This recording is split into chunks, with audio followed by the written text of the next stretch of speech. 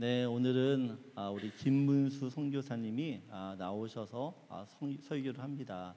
그래서 선교란이라고 하는 주제를 가지고 말씀을 전하실 텐데요. 오늘 선교사님 통해서 전해주시는 그 말씀을 통해서 우리가 다시 한번 아멘으로 화답하기 원합니다. 우리 김문수 선교 나오실 때 우리 환영의 박수 잘 말씀 전해주시기를.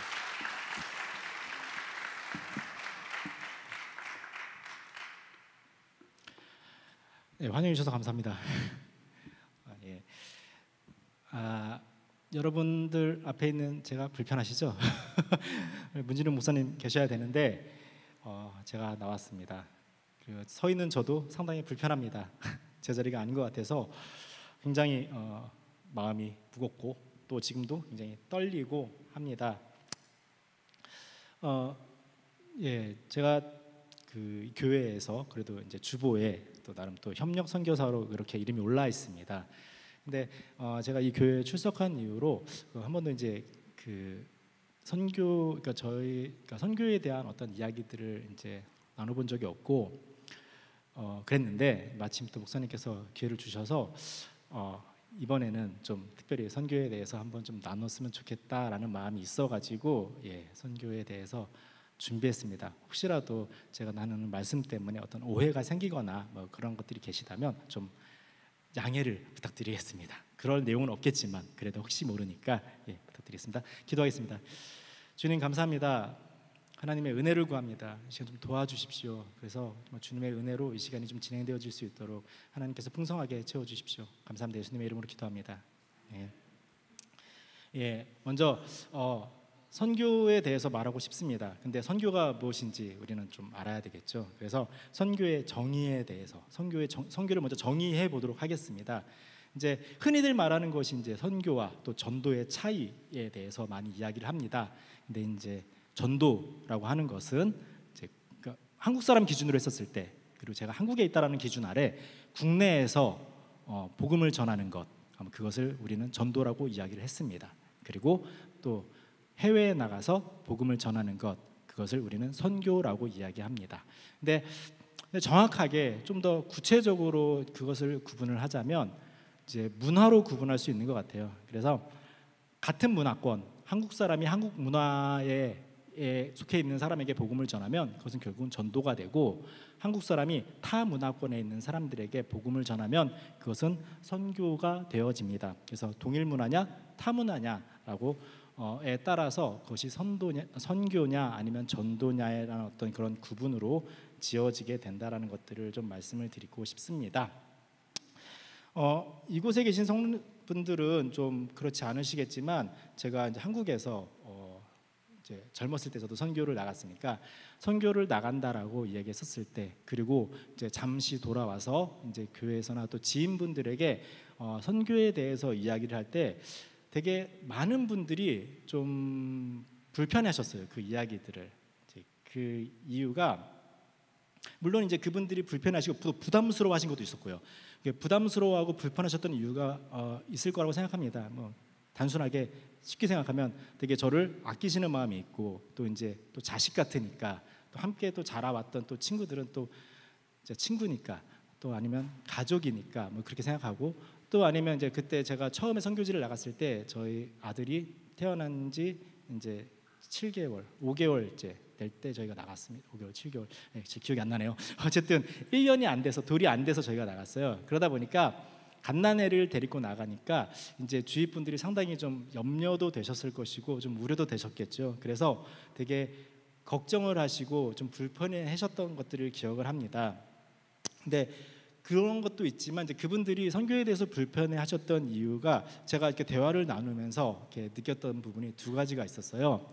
첫 번째는 이제 표면적으로 그분들이 구체적으로 말씀하시는 그런 이제 선교에 대한 이야기가 불편한 이유.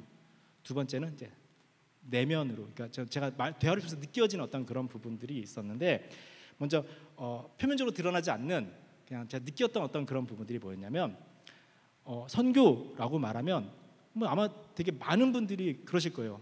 재정으로 연결을 시키는 분이 굉장히 많아요. 선교를 해야 된다 그러면 돈이 필요하죠.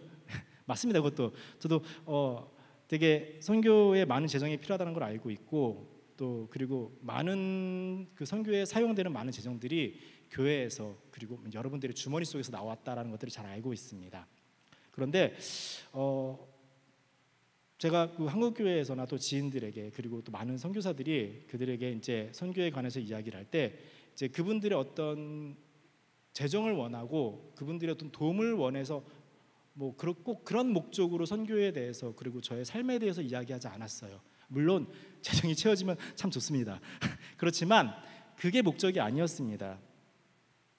제가 선교에 대해서 이야기를 하면은 이제 그분들이 저의 나눔을 듣고 도전을 받아서 정말 함께 제가 만나는 사람들을 위해서 기도하고 또 제가 하는 일들을 위해서 기도하고 또 앞으로 제가 할 일에 대해서 이렇게 기도해주는 어떤 그런 기도의 동역자를 원하는 부분이 굉장히 많았지 다른 이유가 있지는 않았어요. 그리고 또 한 가지 이유는 그분들이 어떤 저의 나눔을 듣고 좀 도전을 받아서 그분의 삶 가운데서 또 하나님을 섬기는 그 일 가운데 좀 도움이 되고 그것이 하나의 도전이 되기를 바라는 마음으로 나눔을 하고 또 때로는 간증을 하고 그렇게 했었습니다.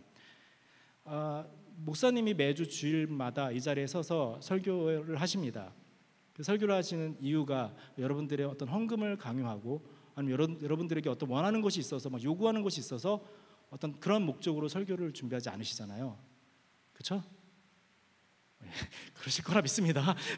예. 그런데 마찬가지로 저도 그렇고 또 많은 선교사님들이 그러한 목적으로 이 자리에 서지 않을 거예요. 아마 목사님과 같은 마음으로 여러분들의 신앙에 그리고 하나님의 일에 도움이 되고자 그리고 그 일에 함께 하고자 하는 마음으로 선교에 대해서 나누는 것이지 다른 목적을 가지고 이 자리에 서진 않는다라고 믿습니다. 그리고 또 한 가지 이제 그 선교에 대해서 나눴을 때 불편해하셨던 이유 중에 한 가지 표면적으로 드러나는 것은 그거였습니다. 먼저는 아직 우리 가족이 복음을 접하지 못했어. 아직 우리 가족이 복음을 몰라. 내 이웃도 아직 하나님을 믿지 않아. 우리나라에도 아직 믿지 않는 사람이 많아 라고 말하는 것이었습니다. 예, 맞습니다. 중요합니다. 가족, 이웃, 그 다음에 우리 민족 중요합니다. 여러분 2014년 4월 16일 기억하십니까?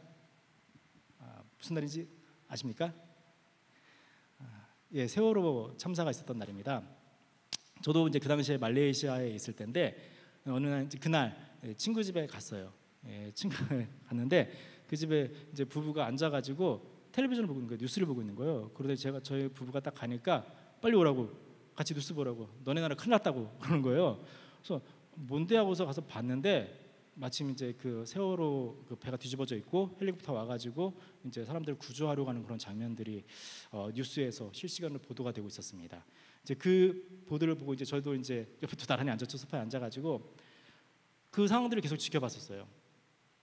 그 상황을 지켜보면서 정말 간절한 마음으로 그때 정말 간절하게 기도했던 것 같아요. 하나님 좀 한 사람이라도 더 좀 건져주시기를 한 명이라도 더 살아나올 수 있기를 정말 간절하게 기도하면서 그 뉴스를 보았어요. 근데 물론 이제 그 전이나 이제 그 이후나 되게 많은 일들이 세상에 이제 곳곳에서 일어나고 있습니다. 심지어는 어제였죠.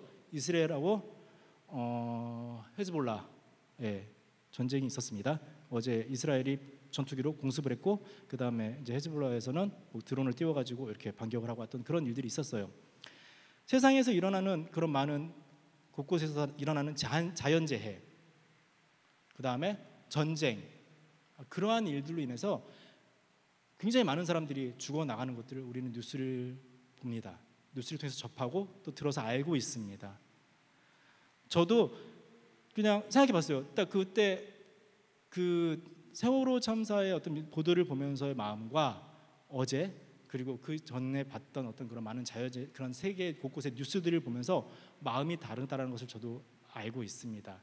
예, 저도 다르지 않습니다. 그런데 여전히 그럼에도 불구하고 좀 이 자리에서 좀 선교에 대해서 말씀을 하고 싶어요. 여러분 혹시 요나를 아십니까?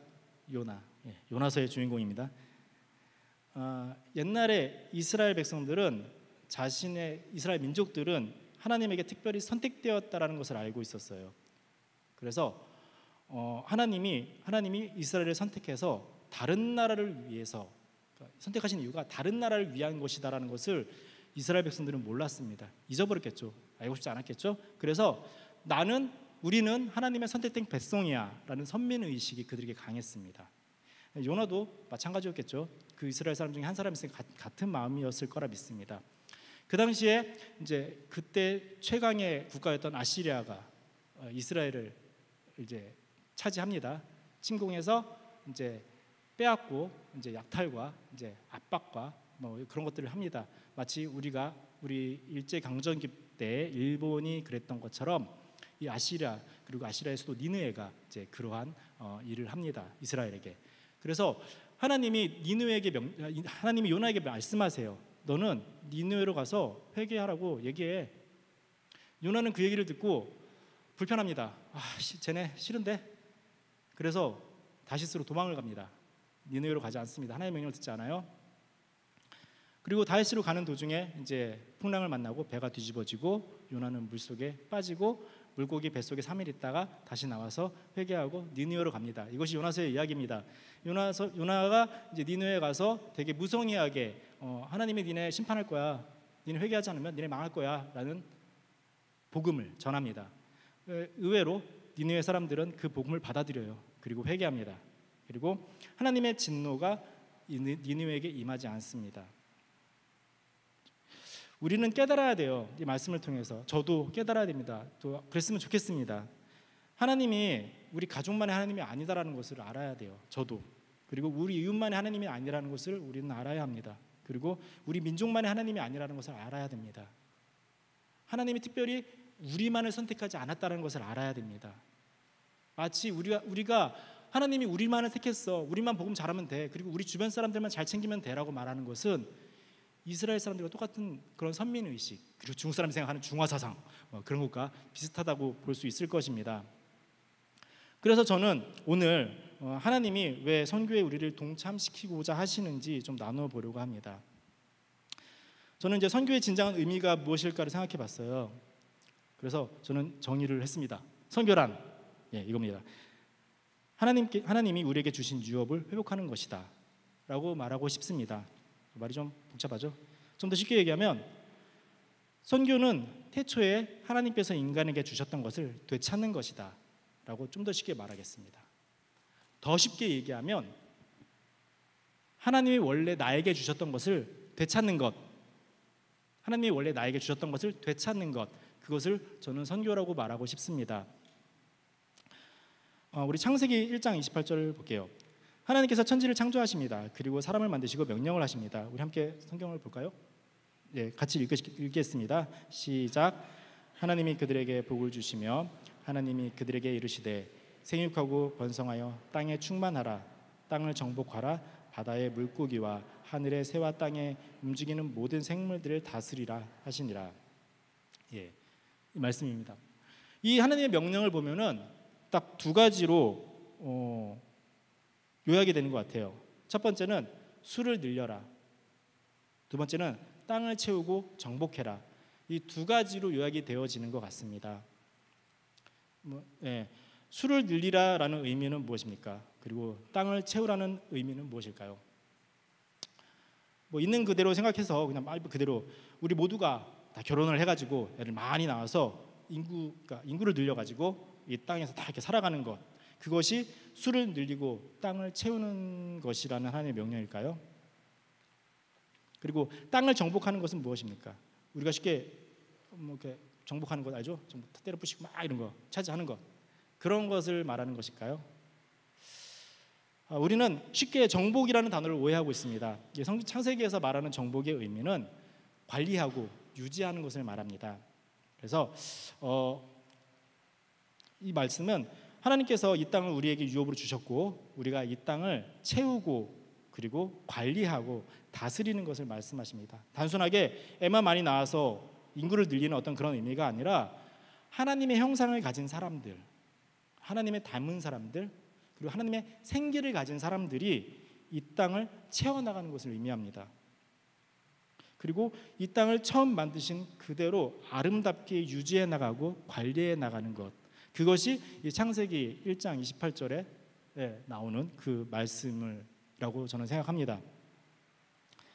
하나님께서는 땅을 우리에게 주셨습니다. 우리 시편 115편 16절에 보면 이렇게 나와 있습니다.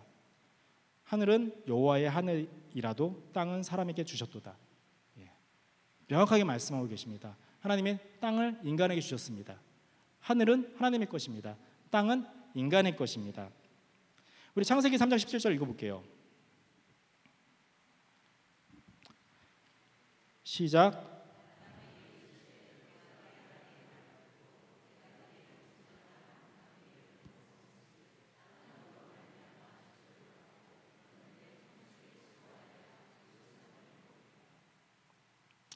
예, 아담이 범죄했을 때 어떠한 일이 일어납니까? 땅은 아담, 사람으로 인해서 저주를 받고 그렇게 얘기합니다. 그죠? 아담이 범죄했을 때 사람만 저주를 받은 것이 아닙니다. 저주는 사람과 땅이 동시에 받았습니다. 아담 때문에 땅이 저주를 받고 땅의 저주를 통해서 아담은 고통을 받게 됩니다. 결국 여기서 말하는 아담은 인간이 되겠죠. 땅을 우리에게 유업으로 주셨는데 우리가 우리의 범죄를 통해서 그 유업을 잃게 된 것뿐만 아니라 우리에게 주어진 그 유업을 통해서 우리는 고통을 받게 되었다라는 말입니다. 그럼 그 이후로 하나님이 명령하신 이 땅을 채우고 정복하는 일이 잘 되어집니까? 또 오늘 성경 많이 볼 거예요. 창세기 6장 11절 말씀 보겠습니다. 시작.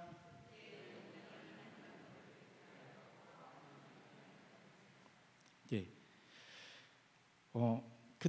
온 땅에 하나님 앞에 부패했다고 합니다. 그리고 포악이 땅에 가득했다라고 이야기합니다.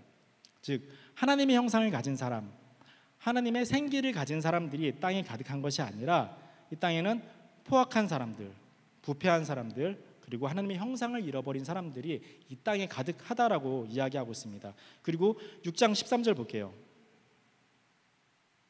시작.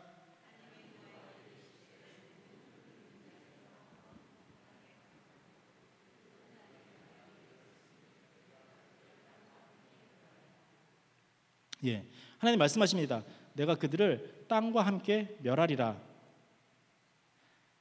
예, 그렇게 말씀하십니다. 다시 땅은 인간과 함께 고통을 받고 성경은 사람들의 포악함이 땅에 가득하다라고 표현을 하고 있습니다. 그리고 하나님은 그 땅을 사람과 함께 멸망시키겠다라고 그렇게 말씀을 하십니다. 그래서 결국은 하나님께서는 이 땅에 홍수를 일으키시고 그리고 사람을 쓸어버리고 그리고 땅을 쓸어버리는 사건이 우리 창세기에 기록이 되어 있습니다. 그리고 다시 창세기 9장 1절을 볼게요. 시작.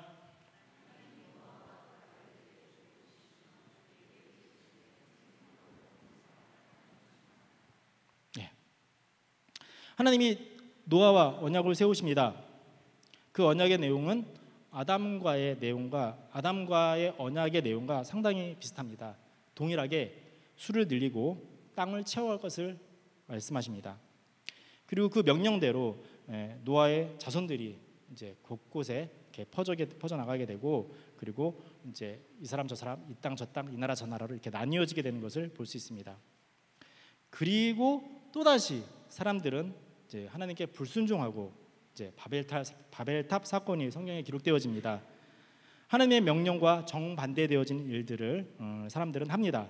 사람들은 번성해서 땅에 충만하고 땅을 정복해 나가는 것이 아니라 모여서 함께 천국을 소유하고 하나님께 닿으려는 이제 그러한 사람들로 이렇게 구성이 되어집니다. 그렇게 모이게 됩니다.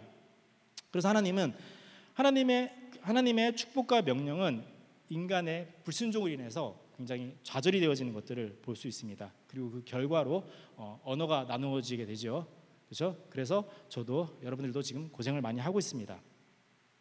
우리 창세기 18장에 보면은 하나님께서 이제 소돔과 고모라를 멸망시키려고 하고 또 아브라함이 그것을 말리는 장면들이 나옵니다. 이제 한번 우리 볼게요. 창세기 18장 16절 같이 읽어볼까요? 시작.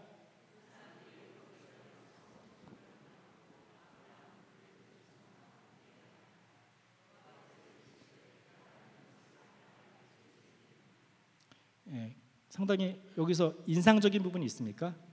저는 굉장히 여기서 되게 탁 왔던 부분이 뭐였냐면 내가 하려는 것을 아브라함에게 숨기겠느냐? 숨기겠느냐? 딱 그 말씀이었어요. 하나님이 하려는 것을 아브라함에게 숨기겠느냐라고 말씀하시면서 그 말씀이 아브라함과 하나님이 어떠한 관계를 맺고 있는지를 좀 느낄 수 있었어요.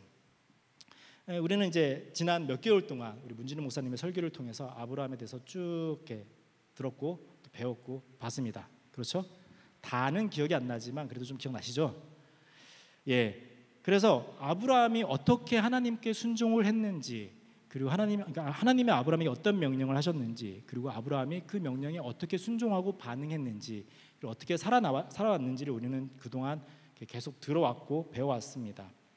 그러한 하나님과 아브라함의 명령과 순종의 관계를 통해서 하나님과 아브라함이 어떠한 관계를 맺고 계신지, 또 얼마나 친밀한 관계를 맺고 계셨는지, 그리고 그 자신의 어떤 계획들을 숨기지 않고 말할 정도로 얼마나 아브라함과 하나님이 가까웠는지를 저는 그 동안의 어떤 말씀들을 통해서, 그리고 지금 이 말씀을 통해서 볼 수 있었어요.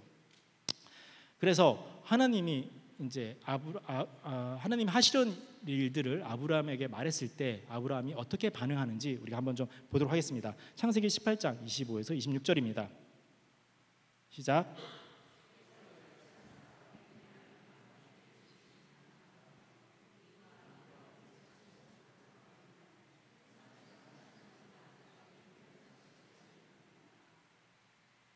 그 다음에 26절.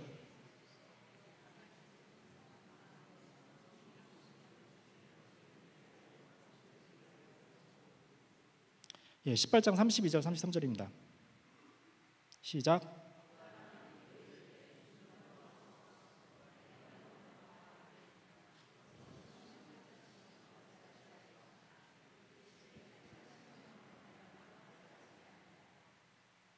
(33절)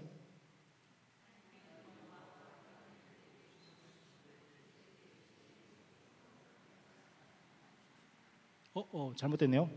예, 잘못됐습니다. 순서가 좀 바뀌었네요. 어쨌든 지금 우리가 읽었던 말씀을 통해서 하나님이 이제 아브라함에게 말씀하십니다. 내가 소돔과 고모라를 없애버릴 거야라고 말씀을 하십니다. 아브라함이 이제 하나님과 내고를 시작합니다. 하나님, 의인 50명, 40명 이렇게 하나님과 내고를 하죠. 그렇게 소돔과 고모라를 멸망시키려는 하나님의 계획을 알게 된 아브라함의 반응을 우리는 보았습니다. 그리고 사람들은 이 내용을 보고 아주 위대한 중보기도이다라고 이야기를 합니다. 그래서 이제 중보기도 하면은 굉장히 빠지지 않는 그런 내용 중에 한 가지로 이렇게 표현이 됩니다. 그런데 우리 성경에 보면은 또 하나의 위대한 중보기도가 있습니다. 이제 그것은 바로 모세의 중보기도인데요. 우리 출애굽기 32장 1절 말씀을 좀 보도록 하겠습니다. 나올까요? 출애굽기 32장 1절. 예. 시작.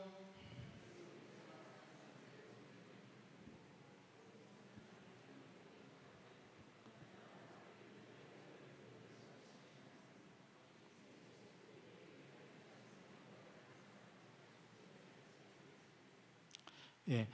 이 이후로도 굉장히 많은 이제 말씀들이 나옵니다. 지금 시간이 많이 갈 것 같아서 여러분들도 읽는데 귀찮잖아요. 그래서 좀 생략을 하고 보도록 하겠습니다.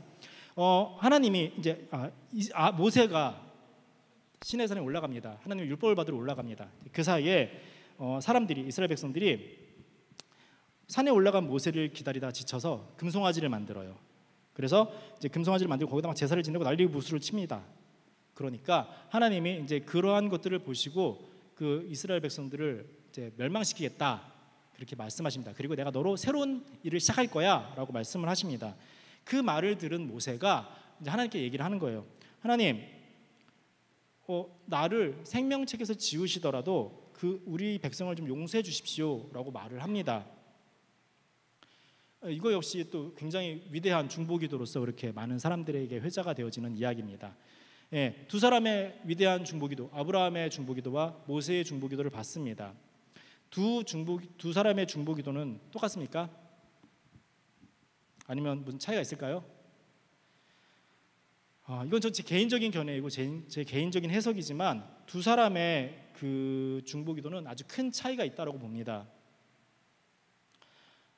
바로 결과가 다르기 때문이죠. 아브라함과 하나님은 이제 그 소돔과 고모라 성에 대해서 이야기를 하면서 의인 50명, 그리고 40명, 45명, 40명, 30명, 20명, 그리고 10명까지 성공을 합니다. 그리고 모세는 하나님과 딜을 할 때 이제 자기 생명을 걸고 이야기를 합니다. 진정한 중보 기도를 한 거죠. 그러니까 중보의 정확한 의미는 하나님과 그 중보의 대상자 사이에 가로서는 것, 중간에 서 있는 것, 그것이 진정한 중보의 의미입니다. 예수님께서 하나님과 범죄한 인간 사이에 중간에 서섰던 것, 그것이 중보라고 얘기하는 것처럼 진정한 중보의 의미는 하나님과 중보의 대상자 가운데 서는 것을 진정한 중보의 의미라고 이야기합니다. 그렇게 보면 모세가 했던 중보가 진정한 중보가 될 것이고, 아브라함은 좀 얘기가 다를 수 있겠죠. 소돔과 고모라가 멸망했습니다. 물론 이제 소돔과 고모라는 아주 타락했고 아주 폭력적이고 그리고 아주 그 죄가 극에 달했던 그러한 성이라는 것을 알고 있습니다. 그리고 결국 그곳에서 나온 사람은 딱 3명, 롯과 2딸이라는 것도 우리는 알고 있습니다. 근데 만약에 아브라함이 이제 하나님의 이야기를 듣고 이제 내구를 합니다. 50명, 45명, 또 30명, 20명, 그래서 10명까지 다 이야기를 했어요. 이후에 아브라함과 그의 가족이 소돔과 고모라 성으로 향했다면 어떤 일이 벌어졌을까요? 좀 상황이 좀 달라질 수 있었을 것이라는 생각이 듭니다. 물론 이제 그 성의 죄가 극에 달해서 소돔과 고모라는 결론적으로 멸망이 됐겠지만, 아무리 제 생각에는, 제 개인적인 생각으로는 그들이 그 소돔과 고모라 성의 감으로 인하여서 의인 10명은 차지 않았을까요? 그렇다면 소돔과 고모라는 아마 2번째 기회를 얻지 않았을까라는 그런 생각이 듭니다. 만약에 모세가 하나님과 거래를 하면서 자기의 생명을 걸지 않았다라면 이스라엘의 역사는 조금 더 달라지지 않았을까라는 그런 생각도 동일하게 듭니다. 하나님은 그 아브라함과 모세에게 자신의 일을 할 때 있어서 그 초청하는 걸 볼 수 있습니다. 하나님은 아브라함과 모세에게 왜 자신의 계획을 알리셨을까요? 왜 아브라함에게, 왜 모세에게 이렇게 말씀하셨을까요? 네, 저는 이제 지금 저에게는 아들 하나, 딸 하나가 있습니다. 아들 하나, 딸 하나가 있는데 좀 아들, 딸이에요. 좀 말을 잘 듣진 않습니다. 그래서 너무 이제 가끔씩 화가 날 때 있잖아요. 이제 또 때로는 이제 엄마 아빠가 화가 나는 이유가 애가 좀 공부를 안 할 때, 뭐 다는 아니시겠지만 저는 좀 그렇습니다. 해야 할 걸 안 할 때 이렇게 좀 그런 생각이 좀 듭니다. 그래서 화가 나가지고 야, 공부하지 마 이렇게 말했어요. 그럼 얘는 어떻게 할까요? 얘는 아싸 그러면 되나요? 제가 말하는 의미가 그런 의미일까요?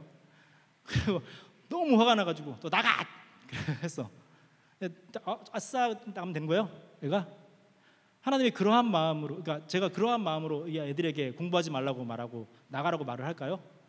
그렇지 않죠. 하나님이 나 쟤네들 싹 다 죽여버릴 거야 말했습니다. 어떤 의미일까요? 우리는 어떻게 반응해야 될까요? 정말 하나님이 그들을 죽이려고, 멸망시키려고 그렇게 말씀하셨을까요? 굳이 아브라함에게, 굳이 모세에게 그렇게 말씀하셨을까요? 좀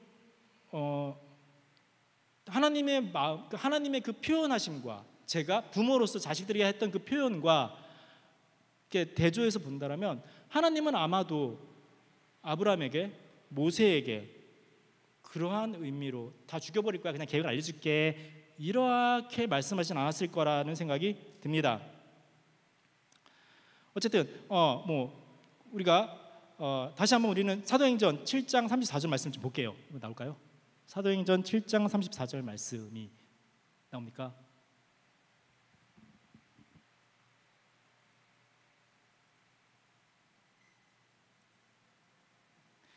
이러면 이제 긴장이 되기 시작합니다. 저도 계획과 달라졌을 때. 예. 자, 같이 읽을게요. 시작.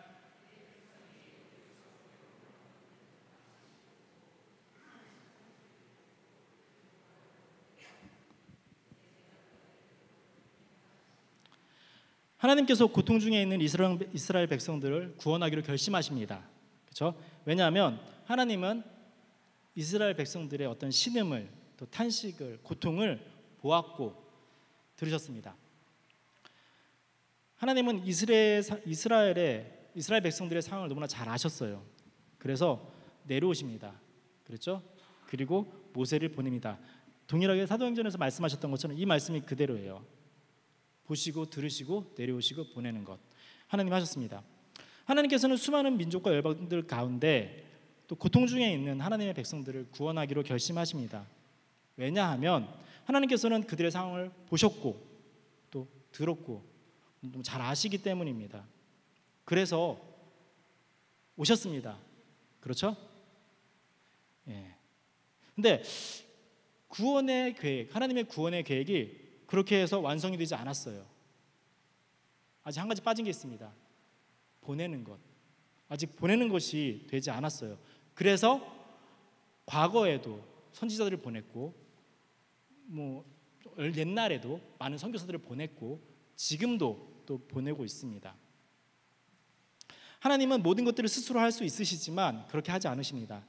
왜냐하면 하나님은 천지를 창조하시고 또 인간에게 땅의 모든 것들을 다스리도록 하나님의 주권을 위임하셨고 또 그 땅을 다스리는 그 일에 우리를 동참시키는 그러한 하나님이시기 때문입니다.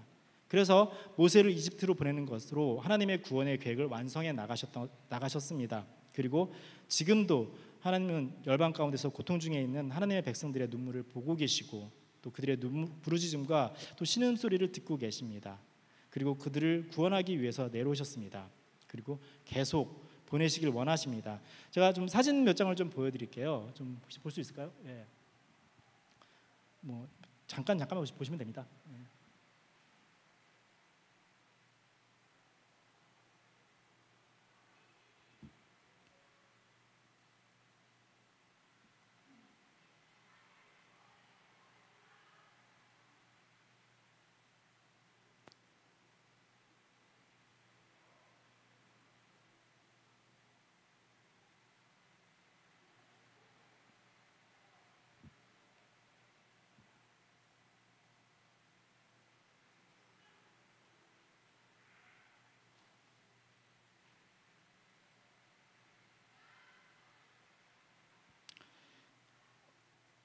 예. 여러분 혹시 그 빌라도를 아십니까? 마태복음 27장 24절입니다. 같이 읽어볼게요.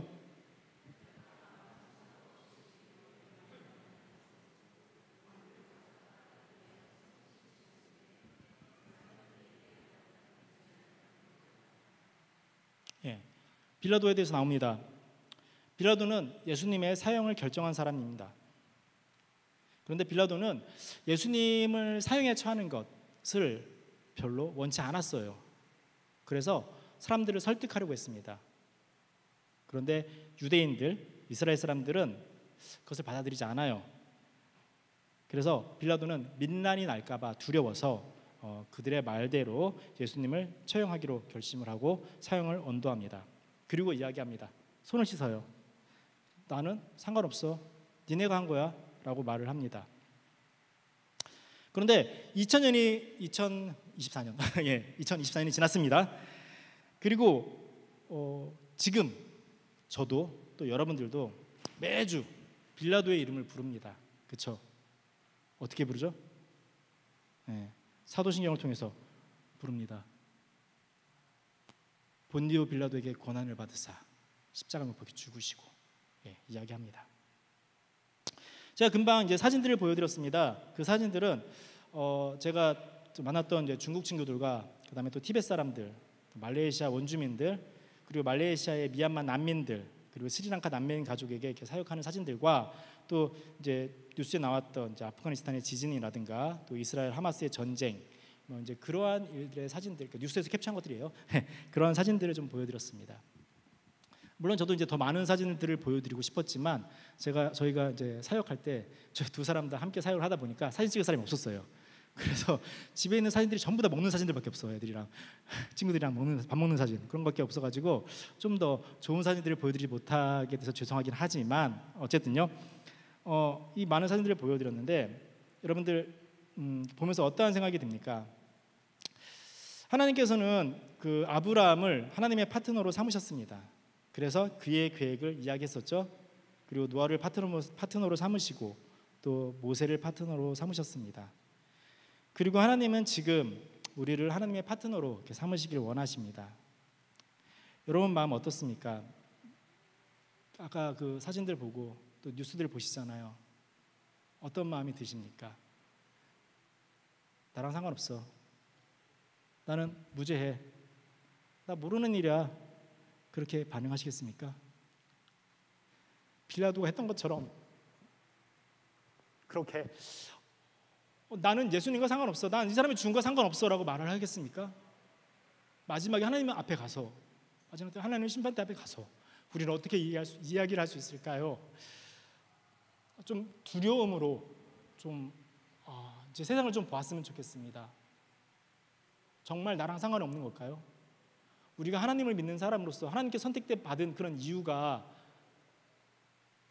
단순하게 내가 마지막에 천국 가는 것 그것뿐일까요? 물론 그것도 맞을 수 있습니다. 그런데 과연 우리는 빌라도처럼 그렇게 그런 결과를 내야 될까요? 하나님은 지금도 하나님의 구원의 계획을 완성하기 위해서 또 우리에게 허락해 주신 유업을 또 회복시키기 위해서 많은 선교사들을 보내십니다. 그리고 보냄을 받을 선교사를 찾고 있습니다.